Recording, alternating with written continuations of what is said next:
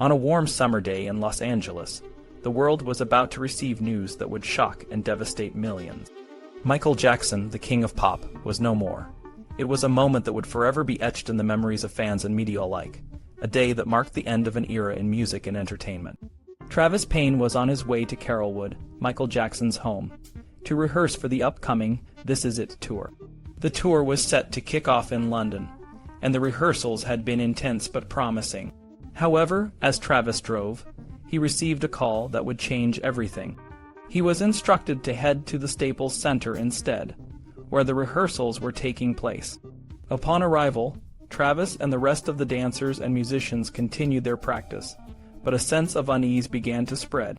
The atmosphere was tense, and everyone could feel that something was amiss.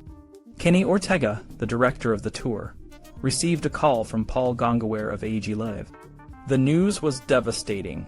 Michael Jackson had died. Ortega was in disbelief, and initially thought it might be a prank. He demanded proof that it was really Gongaware on the phone, but the reality of the situation soon sank in. Ortega collapsed in his seat, overwhelmed with grief. He had to break the news to the rest of the team, and the room fell silent. They prayed together, trying to come to terms with the loss of their friend and mentor. Meanwhile, at UCLA Medical Center, Dr. Conrad Murray, Jackson's personal physician, was in a state of panic. He had been with Michael when he suffered a cardiac arrest and had attempted to resuscitate him.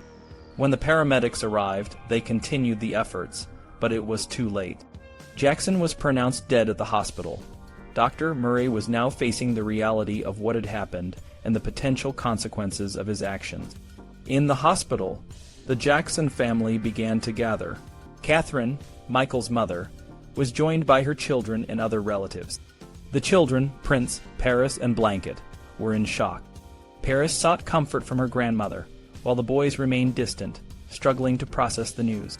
Dr. Murray tried to remain supportive, holding hands with Katherine and LaToya, but the questions about Michael's death were mounting. When asked for an explanation, Murray claimed he had no answers and suggested that an autopsy be performed to determine the cause of death. As the news began to spread, the hospital was surrounded by fans and media. Dr. Murray found himself in a difficult position, unable to leave due to the crowds outside. He tried to get back to Michael's home to retrieve a cream that he said Michael didn't want the world to know about, but his requests were denied. Murray's behavior raised suspicions among those around him, and security was instructed to lock down the house. The coroner, Elissa Fleek, arrived at the hospital to perform an external examination of Michael's body. She found no signs of trauma, but blood samples were taken for toxicology testing.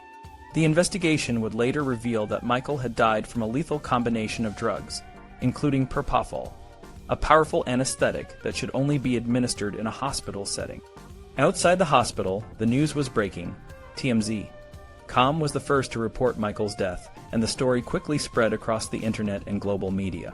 Social media platforms were flooded with reactions, and fans around the world were in disbelief. The impact was immediate and profound, as Jackson's legacy and influence were felt by millions. Jermaine Jackson, Michael's brother, held a press conference to confirm the news. He spoke with a heavy heart, sharing details about Michael's final moments and the family's request for privacy. The world mourned the loss of a legend, and the Jackson family was left to grieve in private.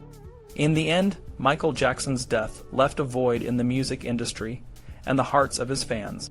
His legacy, however, continues to inspire and touch lives around the world. The shock of that day will never be forgotten, but the memory of Michael Jackson's talent and artistry will live on forever.